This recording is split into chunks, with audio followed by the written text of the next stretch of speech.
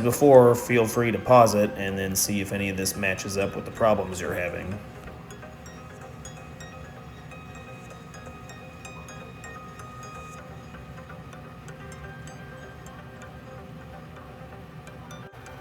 Before you attempt to work on the water heater yourself, you should read the front hazard panels. It tells you all the dangers and everything you need to turn off before you work on the piece of equipment.